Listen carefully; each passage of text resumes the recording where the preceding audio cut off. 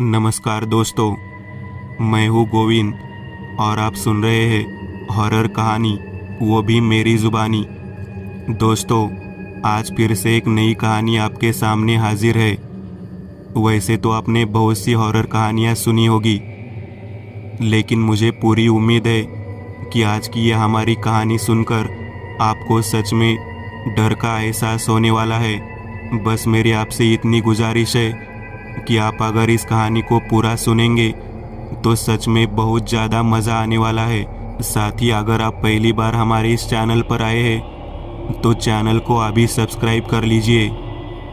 ऐसा करने से हमारी और आपकी नज़दीकियाँ बढ़ जाएगी और आगे आने वाली वीडियो आप तक आसानी से पहुंच जाएगी। तो ज़्यादा समय ना लेते हुए जल्दी से अपनी कहानी को शुरू करते हैं। रात को खाना खाने के बाद मनीषा अपना काम खत्म करके अपने घर चली गई। अब अनुराधा घर में अकेली थी। कल रात से ही उसके मन में उलझन बढ़ती जा रही थी। उसने घर के दरवाजे और खिड़कियां बंद कर दी और अपने कमरे में आ गई। वह बिस्तर पर एक उपन्यास लेकर बैठी थी जिसे वह कई दिनों से पढ़ रही थी। पढ़ते समय उसका मन उस किताब में नहीं था। उसके मन की बेचैनी उसे शांत बैठने नहीं देती थी। जब वह उपन्यास पढ़ रही थी तो अचानक उसके पेट में कुछ अजीब सा महसूस हुआ। दर्द के कारण उसने उपन्यास हाथ में रख लिया। वह अपने पेट पर हाथ रखकर हाँफ रही थी और जब तक उसे एहसास हुआ कि क्या हो रहा है तब तक दर्द कम हो चुका था। उसे कुछ समझ नहीं आया। कुछ सोचते हुए उसने किताब दोबारा उठाई और पढ़ने के लिए खोली। तभी लड़खड़ा गई। पन्ने पर कोई अक्षर नहीं थे, लेकिन खून की छींटें एक विकराल आकृति के साथ बिखरी हुई थी। एक ऐसी आकृति जो उसने पहले कभी नहीं देखी थी। बड़ा चेहरा, न बाल न बोहे, आंखों की जगह खांचे। उसका शरीर अजीब था, कोई अंग ही नहीं। उसने घबराहट में उपन्यास बिस्तर पर फेंक दिया। भय से भ्रमित होकर उसके दिल की धड़कन बढ़ गई। कांपते हाथों से उसने फिर किताब उठाई और खोली, लेकिन अब उस पन्ने पर केवल अक्षर थे। वह आकृति गायब हो चुकी थी। उसे समझ नहीं आ रहा था कि क्या हो रहा है। उसने उपन्यास फिर से नीचे रख दिया। वह चिंतित होकर खिड़की के पास गई और खिड़की खोल दी। जैसे ही हवा उसके चेहरे पर लगी उसने अपनी आंखें बंद कर ली। उस पल उसे बेहतर महसूस हुआ, लेकिन अगले ही पल उसने अपनी आंखें खोली तो उसे एहसास हुआ कि उसके पीछे कोई खड़ा है। जैसे ही उसने पीछे देखा सारी लाइटें बंद हो गई। वह मौके पर ही स्तब्ध हो गई। उसे अपने आसपास किसी के चलने की आवाज़ सुनाई दे रही थी। वह आवाज़ की ओर मुड़ी। उसकी हर तरफ से आवाज़ आ रही थी। वह हिम्मत करके बिस्तर के पास गई और मोबाइल उठा लिया। जैसे ही उसने मोबाइल को अनलॉक किया तो मोबाइल से अजीब आवाज़ें आने लगी। टॉर्च आइकॉन को छूने पर भी टॉर्च चालू नहीं हुई। शोर बढ़ता जा रहा था। उसने मोबाइल बंद करने की कोशिश की, लेकिन वह बंद नहीं हुआ। आवाज़ बढ़ती गई और मोबाइल गर्म होने लगा। हाथ में न पकड़ पाने के कारण उसने मोबाइल फेंक दिया। जहां मोबाइल गिर गया अचानक टॉर्च जलने लगी। उस रोशनी में उसने जो देखा उससे उसकी जबान अकड़ गई। उसके सामने एक धुआंधार आकृति थी। उसका साइज वैसा ही था जैसा उसने उस उपन्यास के पन्ने पर देखा था। जैसे ही आकृति हवा में लुप्त हो गई उसे होश आ गया। आगे बढ़कर उसने मोबाइल फ़ोन उठाया। उसके पेट में फिर वही दर्द हुआ। वह धीरे से बिस्तर पर बैठ गई। दर्द कम होने पर उसने मोबाइल का टॉर्च चालू कर दिया। उस टॉर्च की रोशनी में उसने बिस्तर के पास देखा तो वही आकृति थी, लेकिन उसकी आंखें लाल थी। उसके शरीर के बाकी हिस्सों की तुलना में आंखें बहुत स्पष्ट थी। यह देख अनुराधा फिर डर गई। वह बिस्तर से उठी और कमरे से बाहर भाग गई। बाहर हर तरफ अंधेरा था। वह धीरे धीरे दरवाजे के पास पहुंची। जैसे ही वह दरवाज़ा खोलने ही वाली थी उसके पेट में वही दर्द हुआ। वह दर्द से छटपटा उठी और वही बेहोश हो गई। अनुराधा पुणे में रहने वाली लगभग 30 साल की महिला थी। काफ़ी कोशिशों के बाद भी कोई संतान नहीं हुई। इसका असर उसके दिमाग पर हुआ। इसके लिए डॉक्टर ने उसे कुछ दिनों के लिए शहर से दूर प्रकृति के करीब एक गांव में रहने के लिए कहा। इसलिए उसके पति यानी अमित ने उसे पिछले कुछ दिनों से अपने दोस्त के फार्म हाउस पर रखा था। अमित काम के कारण उसके साथ नहीं रह सकता था, इसलिए वह वहां अकेली रहती थी। फार्म हाउस सह्याद्री पहाड़ियों में बसे सासवली गांव में स्थित था। वहां लगभग 25 वर्षीय विधवा मनीषा रहती थी, जो फार्म हाउस की देखभाल करती थी। वह सारा दिन अनुराधा के साथ रहती, सारे काम करती और रात को अपने ससुराल चली जाती। सुबह जब अनुराधा उठी तो वह फर्श पर थी। खिड़कियों से रोशनी आ रही थी। जब उसे रात की घटना याद आई तो उसे अपने शरीर में कांटा चुभने का एहसास हुआ। यह सोचते हुए कि क्या हुआ होगा, वह उठी।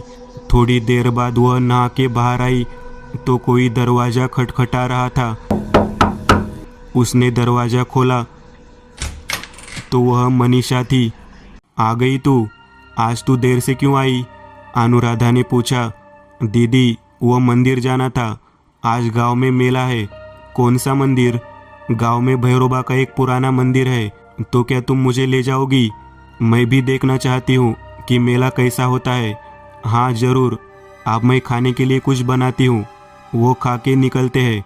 कुछ ही देर में मनीषा ने नाश्ता बना दिया। इसे खाने के बाद दोनों गांव के मंदिर के लिए निकले। रात के 11 बजे थे और मंदिर के पास भीड़ लगी हुई थी। वह भीड़ के बीच से निकलकर मंदिर के पास पहुंची।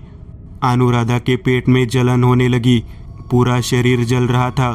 उसने उसे नज़रअंदाज कर दिया और मंदिर के मंडप में आ गई।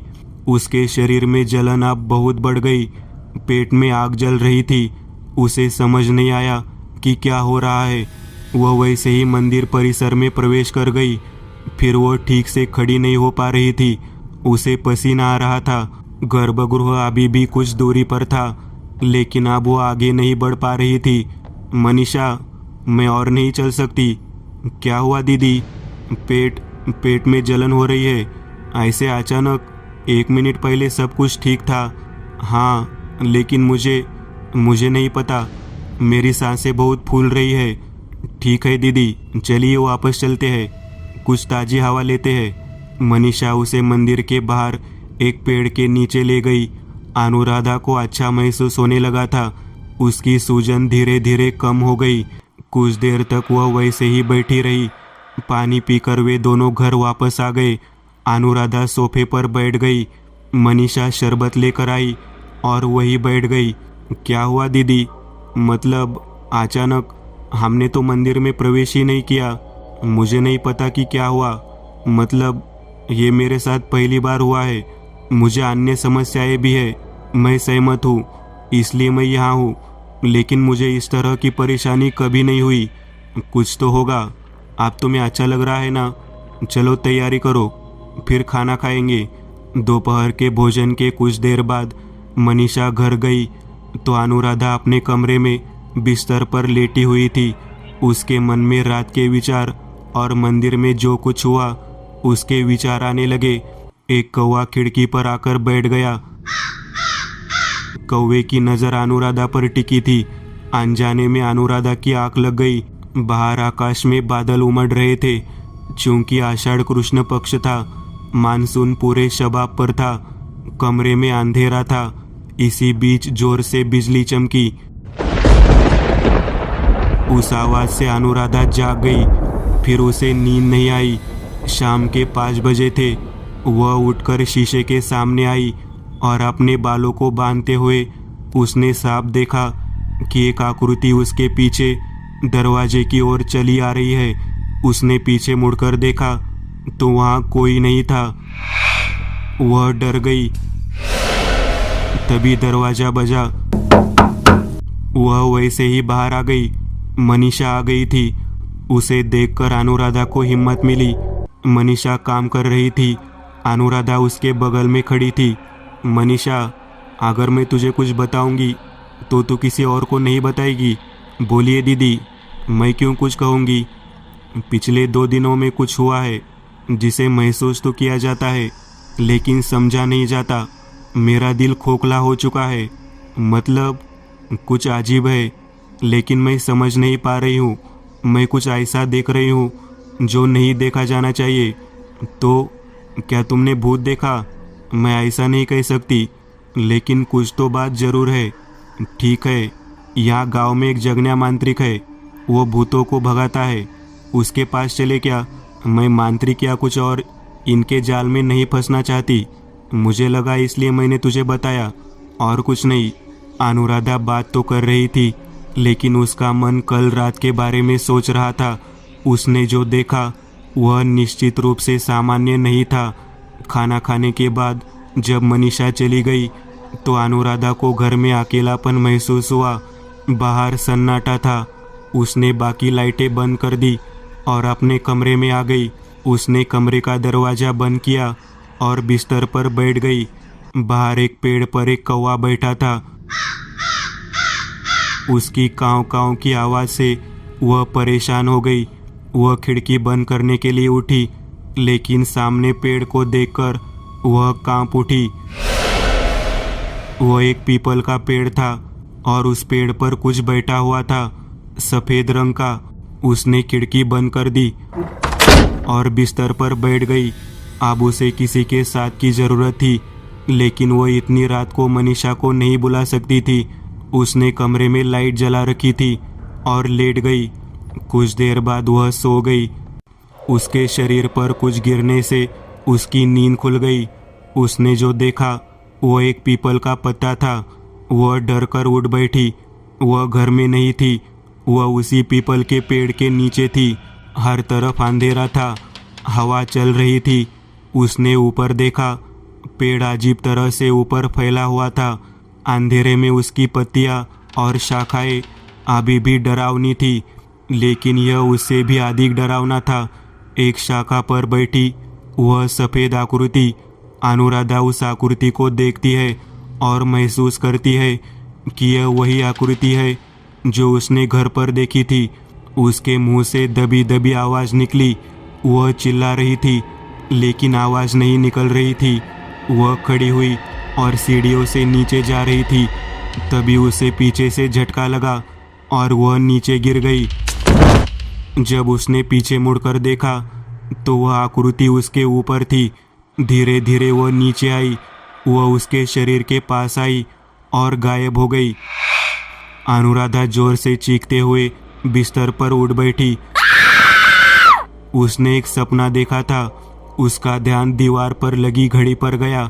उस पर सुबह के 3:30 बज रहे थे। तब से वह बस करवट बदल रही थी लेकिन उसे ठीक से नींद नहीं आ रही थी। वह सुबह जल्दी उठ गई। कपड़े पहनने के बाद वह मनीषा का इंतज़ार कर रही थी। 8 बजे मनीषा आ गई। अनुराधा उसके पीछे थी और रसोई में काम कर रही थी। मनीषा, क्या तुम इस घर और आसपास के इलाकों के बारे में कुछ जानती हो? क्या जानकारी? तो क्या पहले भी कोई बुरी ताकतें या ऐसा कुछ रहा है? नहीं दीदी, मैं दूसरे गांव से हूँ। शादी के बाद यहाँ आई हूँ लेकिन मैंने कभी ऐसा कुछ नहीं सुना। जब मनीषा काम कर रही थी तो अनुराधा अपने कमरे में चली गई। वह अमित को फ़ोन करती है और उसे अपने साथ हुई कुछ घटनाएं बताती है। लेकिन यह सब तेरा वहम भी तो हो सकता है। मेरा मतलब है तुझे आराम करने के लिए वहाँ रखा गया है। शायद यह उस तनाव के कारण हुआ है जो तू इतने समय से झेल रही थी। अमित ने सामने से कहा। हाँ, लेकिन मुझे लगता है कि यहाँ कुछ अजीब चल रहा है। क्या आप यहाँ आ रहे हो? अब मैं कैसे मैनेज कर सकता हूँ अनु? तू एक काम कर, उस मनीषा को अपने साथ बुला। मैं वहाँ वीकेंड पर आता हूँ। अनुराधा ने बिना कुछ कहे गुस्से में फ़ोन रख दिया। वो वापस रसोई में आ गई। मनीषा काम कर रही थी। मनीषा, क्या तुम आज रात यहाँ रुक सकती हो? क्यों, क्या हुआ दीदी? कुछ नहीं, लेकिन मुझे बहुत अजीब लग रहा है।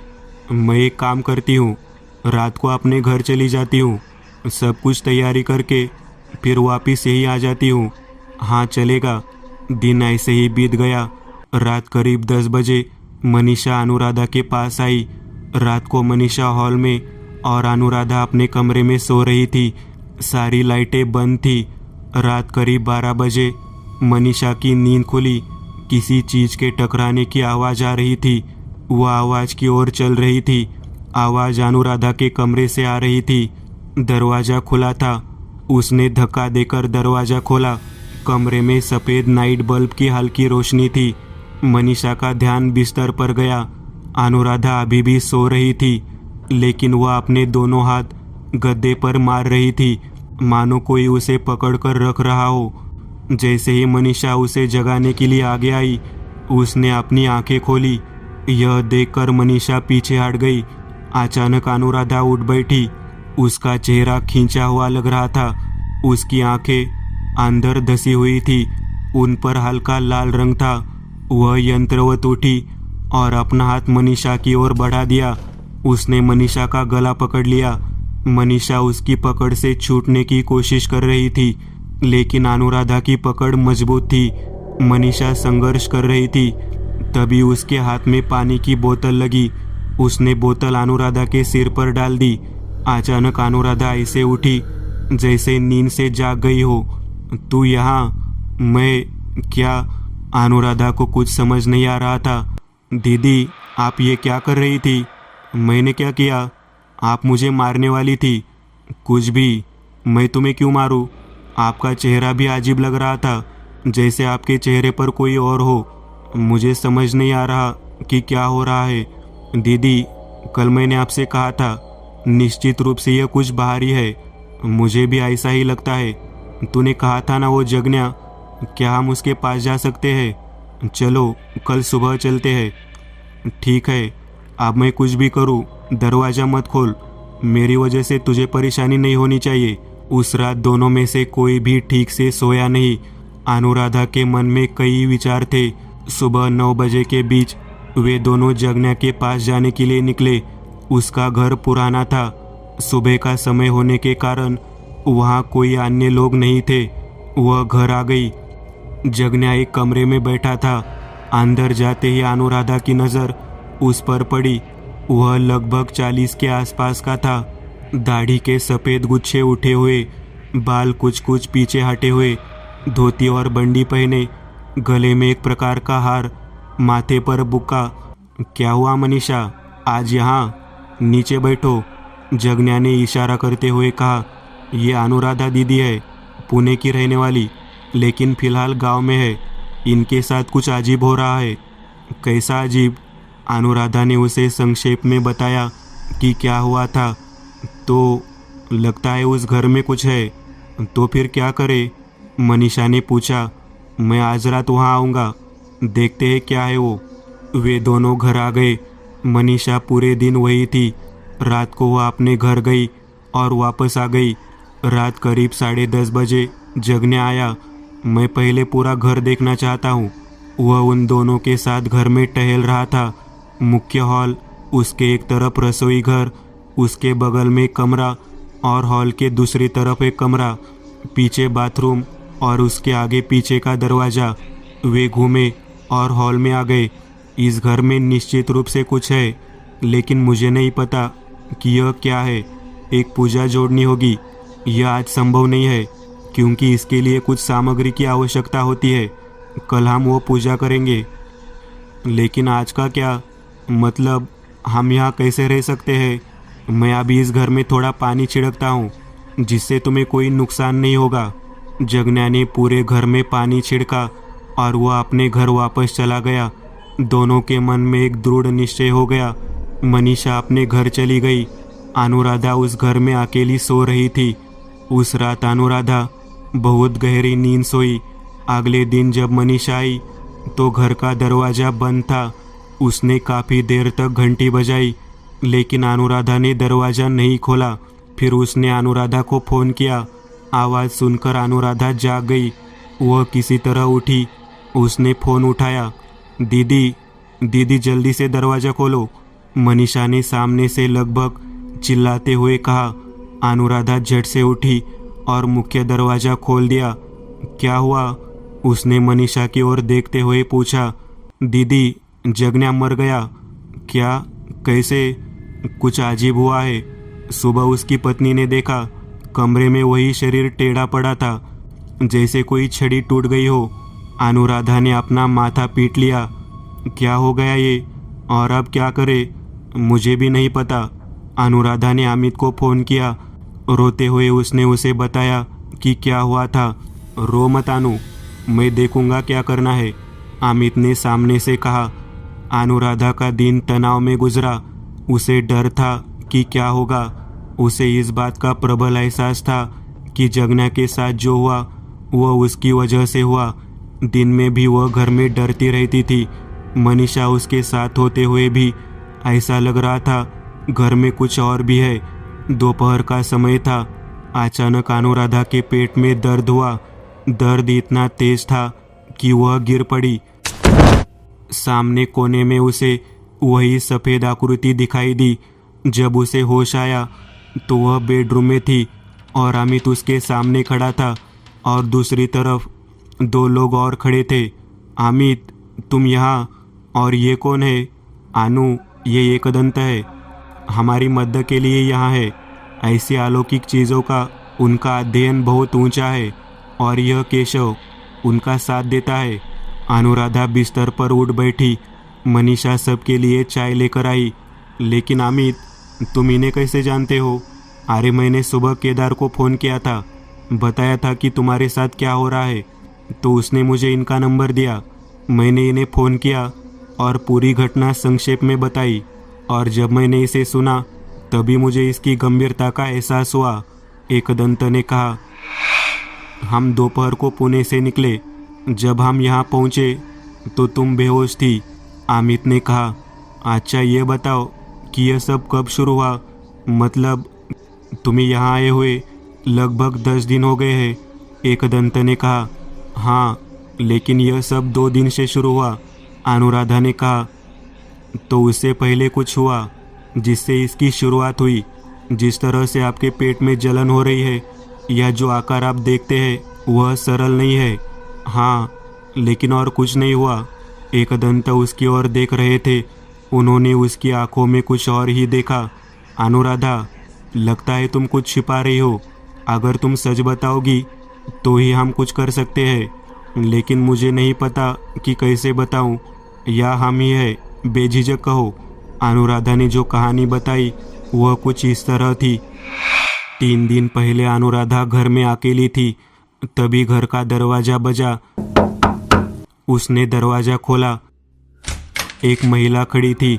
उसका अवतार अजीब था। माथे पर कुमकुम, शरीर पर काली साड़ी, गले में माला। उसने अनुराधा से खाना मांगा। अनुराधा घर से रोटी लेकर आई। उसने वहीं बैठकर खाना खाया। बाद में जब अनुराधा पानी लेकर आई तो महिला ने बिना उसकी ओर देखे कहा, कुछ बात तुम्हें परेशान कर रही है क्या? तुझे उससे क्या? मुझे बता, मैं तेरी मदद कर सकती हूँ। तू क्या मेरी मदद करेगी? मैं देखूंगी क्या करना है। क्या बच्चा नहीं हो रहा है? अनुराधा ने चौंक कर उसकी ओर देखा। सही कहा ना, यह तेरे चेहरे पर लिखा है। अनुराधा ने सिर हिलाया। क्या तुम वही करोगी जो मैं कहूँगी? यह कठिन है, लेकिन बच्चा होकर रहेगा। मैंने यह बात वर्षों पहले अपनी दीदी से सुनी थी। बता, अब यही करना बाकी रह गया है। इस गांव के बाहर पूर्व में एक जंगल है जिसमें से एक जलधारा बहती है। जलधारा के किनारे के पास एक छोटी सी गुफा है जिसमें तशोबा का मंदिर है। उस मंदिर में जा, प्रार्थना कर और कहे, तुम मुझे एक बच्चा दो। देख, तुरंत काम हो जाएगा। उस मंदिर को कोई नहीं जानता, लेकिन मैं तुझे बता रही हूँ क्योंकि तूने मुझे खाना खिलाया है। वहाँ कैसे जाना है? बुढ़िया ने उसे गुफा की दिशा बताई। शाम को अनुराधा उस जंगल में गई। बुढ़िया ने जो संकेत उसे बताए थे उनका प्रयोग करते हुए वह गुफा तक पहुंच गई। सामने एक बहुत छोटा सा कप्पा था। ऐसा लग ही नहीं रहा था कि अंदर कुछ है, लेकिन प्रवेश करने के बाद धीरे धीरे गुफा चौड़ी होती गई और अचानक नीचे सीढ़ियाँ उतरने लगी। वह फिर उन सीढ़ियों से नीचे उतरी। सामने एक छोटा सा पत्थर का मंदिर था। कैसी मूर्ति थी उसमें, लेकिन गिर पड़ी। आसपास पुरानी चीज़ें थी। ऐसा लगा जैसे पिछले कई सालों से वहाँ कोई नहीं गया हो। उसने उस मंदिर के सामने खुद को साष्टांग प्रणाम किया और चिल्लाकर कहा, मुझे एक बच्चा चाहिए, मुझे एक बच्चा दे दो। उसने वह सब चिल्लाकर कहा जो उसके मन में इतने लंबे समय से जमा था। वह वहाँ से चली गई, घर आ गई, लेकिन उसे लगातार महसूस होता रहा कि उसके पीछे कुछ है, लेकिन उसने इसे नज़रअंदाज कर दिया। अब इतना कहकर अनुराधा रुक गई। एकदंत ने कहा, मेरा मतलब है जब से तू उस मंदिर से आई है तब से ये सब चीज़ें शुरू हो गई है, लेकिन मैंने कभी नहीं सुना कि ये तशोबा क्या है। मैंने भी नहीं सुना, लेकिन मुझे लगा कि इस गांव में कोई भगवान होगा। अनुराधा ने कहा, अब हम उस मंदिर में चलते हैं। मैं देखना चाहता हूँ कि वहाँ क्या है। केशव, अपना सारा सामान कार में रख, हम उसी कार में जाएंगे। वे सभी उस जंगल के निकट आए। केशव एकदंत की सारी सामग्री अपने साथ ले गए। गुफा के पास पहुंचने पर एकदंत ने कंधे पर अपना बैग लिया और दूसरे हाथ में टॉर्च पकड़ ली। वह और केशव उस गुफा में उतरे। उन्होंने चारों ओर देखा, उस मंदिर और मूर्ति का ठीक से अवलोकन किया।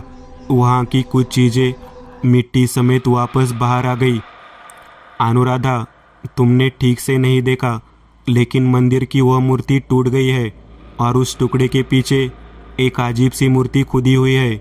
लेकिन उससे क्या होता है, जब कोई मूर्ति टूट जाती है तो उसकी दिव्यता चली जाती है। मैंने उस मूर्ति को अच्छी तरह से देखा। वह त्वष्ट्र की मूर्ति है, अति प्राचीन मूर्ति। बूढ़े लोग इसका उच्चारण ठीक से नहीं कर पाते थे, इसलिए अपभ्रंश होकर ताशोबा हो गया। त्वष्ट्र, यह कैसा भगवान है? अमित ने पूछा। हमारे हिंदू पुराणों में त्वष्ट्र महिला गर्भ के देवता है, जैसे सटवाई शिशुओं की देवी है, लेकिन ऐसा कभी नहीं सुना कि इस त्वष्ट्र का कोई मंदिर हो। मैंने उनकी मूर्ति के बारे में कहीं पढ़ा था, इसलिए समझ गया शायद किसी ने उनका मंदिर बनवाया होगा। और गांव में यह किंवदंती फैली होगी कि उस समय उनकी पूजा करने से महिलाएं गर्भवती हो जाती थी। लेकिन इसका अनु की परेशानी से क्या लेना देना? वही तो मैं देखना चाहता हूँ। जो है यही है, बस दिख नहीं रहा है। मैं वहाँ से मिट्टी और कुछ चीज़ें लेकर आया हूँ। केशव, पिशाच वेद निकाल, मैं इस जगह का अतीत देखना चाहता हूँ। केशव ने एकदंत के हाथों में पिशाच वेद सौंप दिया। एकदंत ने वह वेद अपने सामने रख दिया। उसके सामने मिट्टी और अपने साथ लाए हुए सामान रख दिए। उन्होंने अपनी आंखें बंद कर ली और अपना हाथ वेद पर रख दिया और कुछ देर तक वैसे ही बैठे रहे। पिशाच वेद की सहायता से वह किसी भी वस्तु का अतीत देख पाते थे। उसी का प्रयोग करके उन्होंने उस गुफा का अतीत देखा। जब उनकी आंखें खुली तो पहली बार उनकी नज़र अनुराधा पर पड़ी। उसकी आंखें फिर लाल हो गई। चेहरे पर वही आकृति दिख रही थी। वह एकदंत की ओर देख रही थी। समझा ना तू? वह विचित्र स्वर में बोली और एकदंत की ओर चली आई।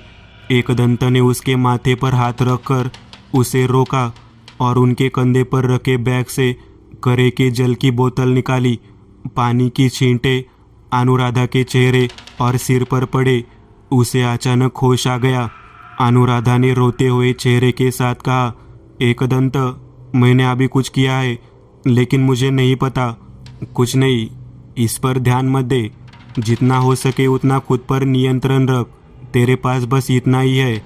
इसे क्या हुआ एकदंत? अमित ने पूछा।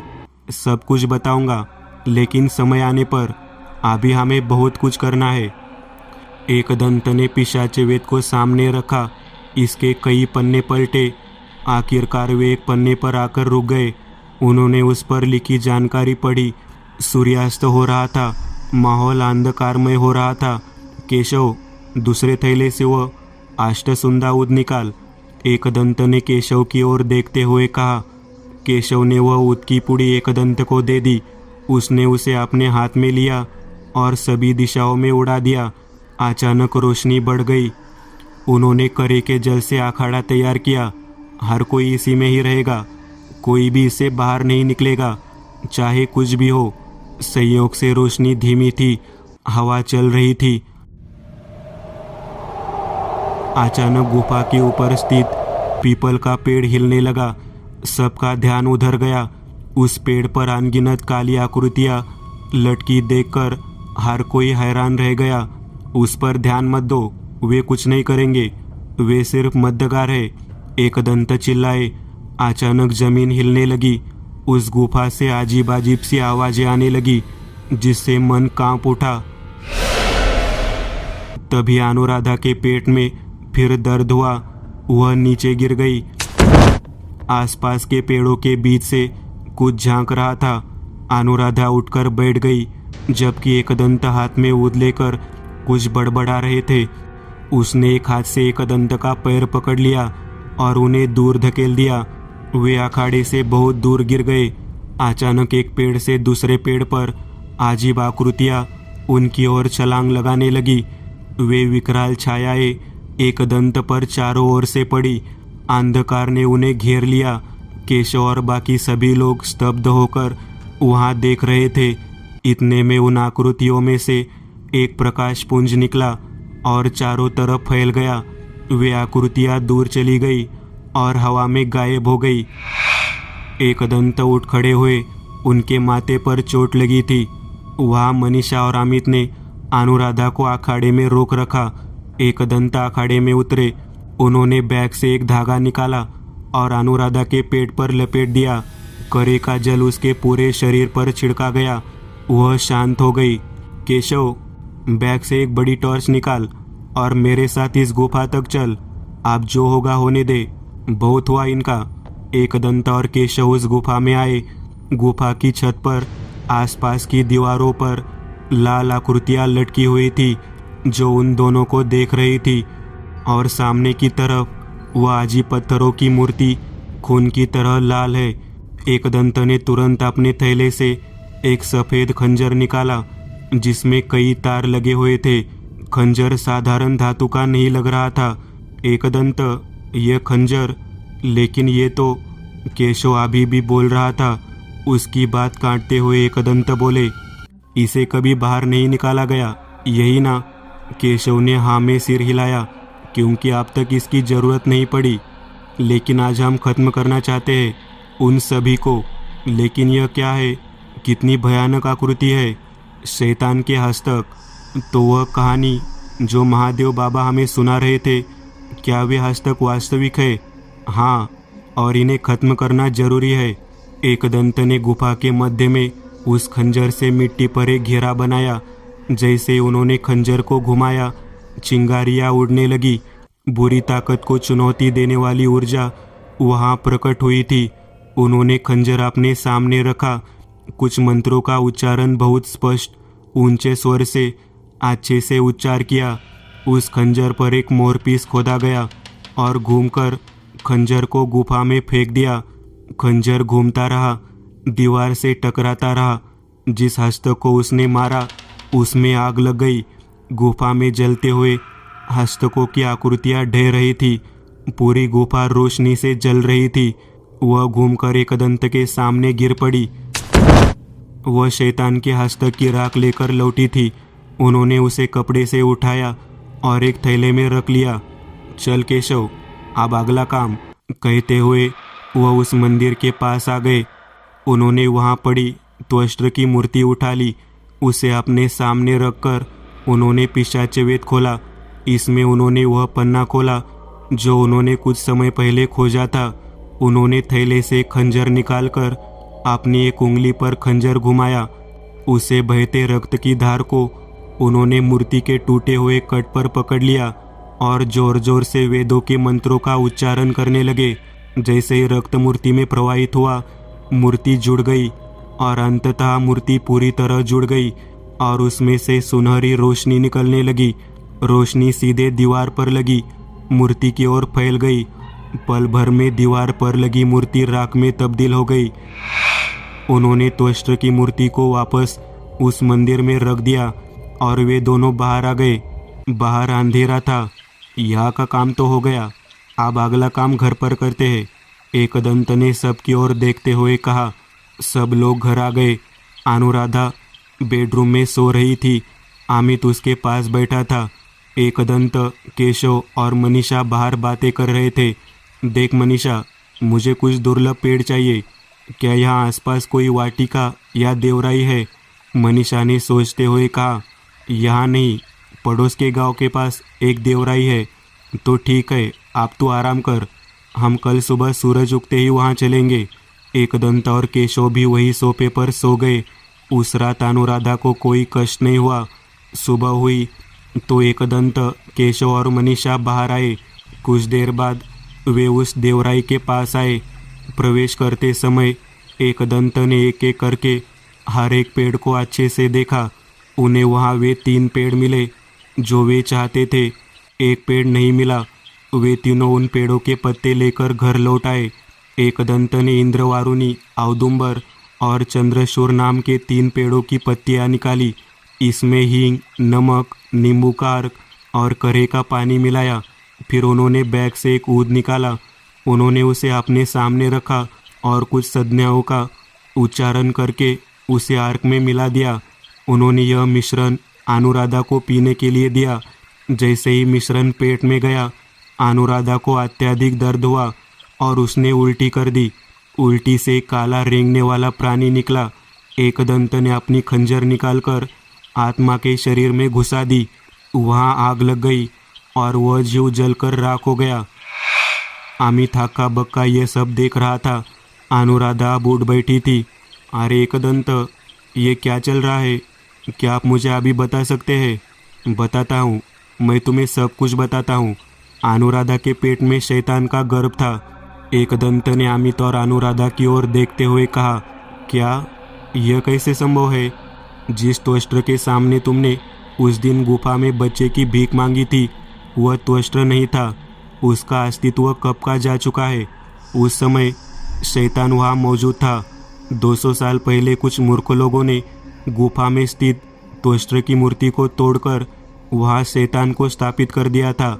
इंसान तो आगे बढ़ गया, लेकिन शैतान की कई अमानवीय हस्तकें वहाँ जमा हो गई। वह स्थान शैतान का बना हुआ है और जब तुमने वहाँ जाकर बच्चा मांगा, तभी शैतान का अंश तुम्हारे पेट में प्रवेश कर गया।